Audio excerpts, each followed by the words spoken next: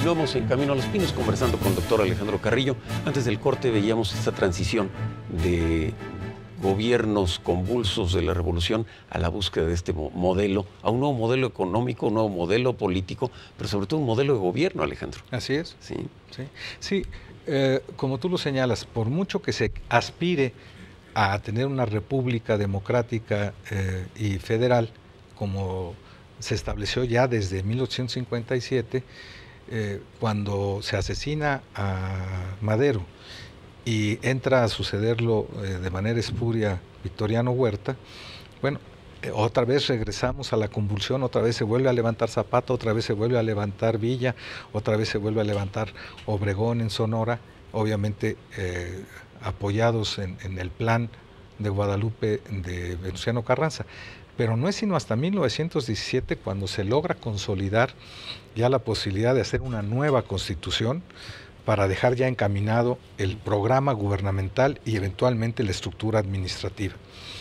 Pero con el asesinato de Carranza subsisten todavía los pleitos entre los caudillos militares. Llega Obregón con 4 años, después Calles con otros 4 años, pero Obregón intenta reelegirse. Y entonces aquí es importante el proyecto de reelección de Obregón, ¿no? Porque el proyecto revolucionario de sufragio efectivo no reelección, pero había la posibilidad de reelección no consecutiva. No.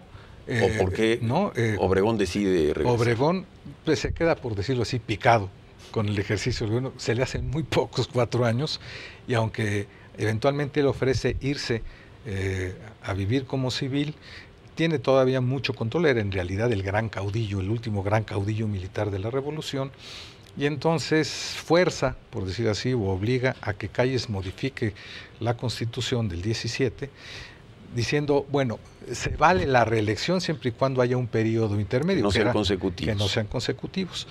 Pero, bueno, la historia demuestra que hay muchas maneras de hacer que se respete el principio de no reelección. El asesinato del propio Obregón ya siendo presidente electo.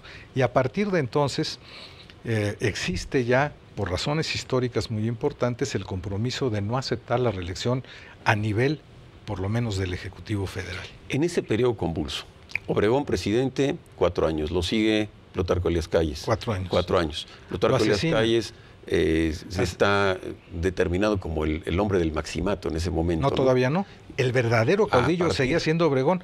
Con el asesinato de Obregón, entonces ya Calles pretende ser el hombre fuerte, pero ya no como presidente, sino atrás. Y como entra el jefe máximo de la revolución. Portes Gil.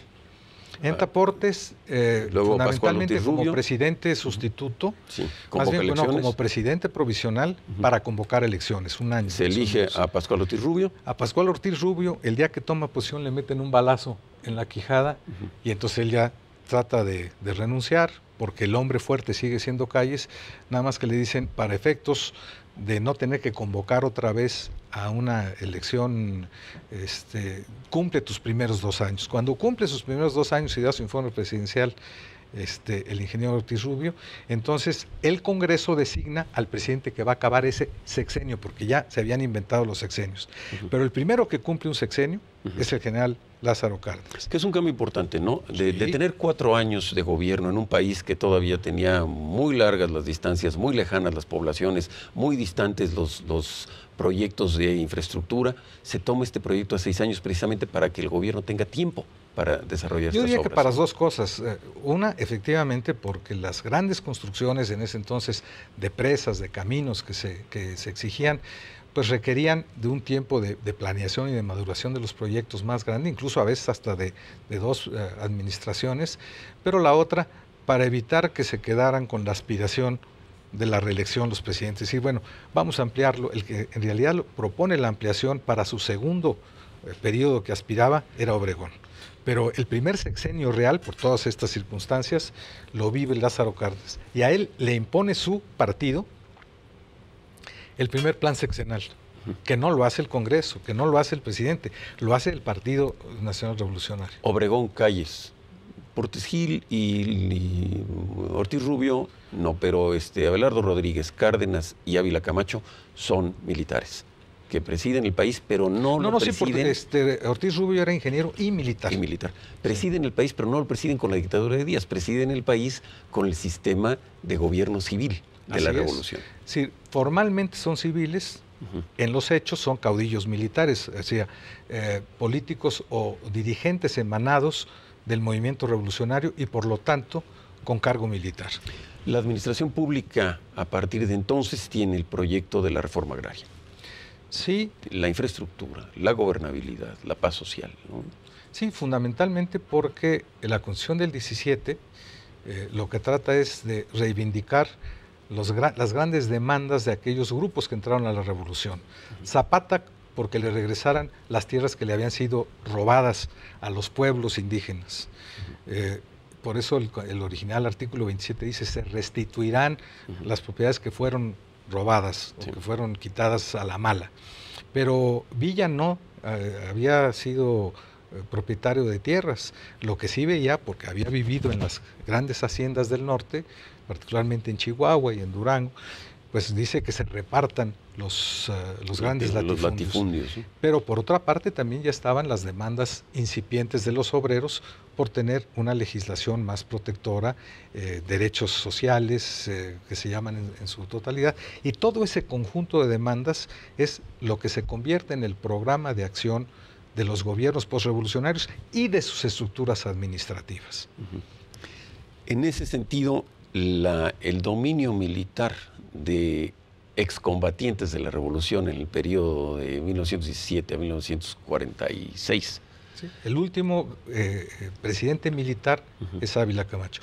El primero, afortunadamente, porque a diferencia de lo que pasó después en países como América Latina, en donde también hubo gobiernos civiles, pero regresaron a las dictaduras militares. Yo creo que el gran mérito, por ejemplo, de Miguel Alemán es haber conseguido que después de su mandato no hubiera habido, hubo algunos intentos, pero él logra que sea otra vez un civil, en este caso Adolfo Ruiz Cortines, los que continúan hasta la fecha, toco madera, los gobiernos civiles encargados de cumplir la Constitución de 1917. Y a partir de Miguel Alemán inicia otra etapa del sistema político mexicano. Concluye la etapa de los caudillos y los herederos, vamos a llamarle así, del movimiento revolucionario con antecedentes militares. Viene a partir de Miguel Alemán el civilismo, un civilismo que no es reversible y un civilismo que permite la transición programada de mandos y que no permiten perpetuarse en el poder. Permíteme que interrumpa. Todo es reversible, lamentablemente, por eso tenemos que tener salvaguardas muy claras. En otros países de América Latina que lograron llegar a administraciones civiles, lamentablemente, como ocurrió en Argentina, como ocurrió en Brasil, como ocurrió en Venezuela, hay la posibilidad de la reversión a los caudillos militares, a los dictadores militares, lo que es peor. Pues ahí está el caso, por ejemplo, de Chile con Pinochet. Pero lo dices muy acertadamente. Lo que implica la llegada de Miguel Alemán, que ya no es una gobernante que haya participado en las actividades militares de la revolución, es hijo de militares. Es decir, su padre fue un gran revolucionario militar que se levanta desde 1906 en Veracruz, todavía con las banderas de los Flores Magón, luego se vuelve a levantar con Madero y luego con Carranza. Pero por eso es que cuando llega Miguel Alemán, se dice que en ese entonces la CTM, al frente Vicente Lombardo Toledano, dice, llega ahora el heredero de aquella generación, el cachorro de la revolución, pero en realidad en el discurso que da Vicente Lombardo para apoyar a la candidatura de Miguel Alemán, dice, llega el cachorro de Cárdenas y de Ávila Camacho, es decir, el cachorro de la revolución, el hijo de los una nueva revolucionarios. etapa. Si me permites, para analizar esta parte, vamos a seguir después del corte. Estamos en Camino a los Pinos y regresamos con ustedes. Está nuestro correo de voz, nuestro teléfono, nuestro Twitter y Facebook en pantalla. Regresamos.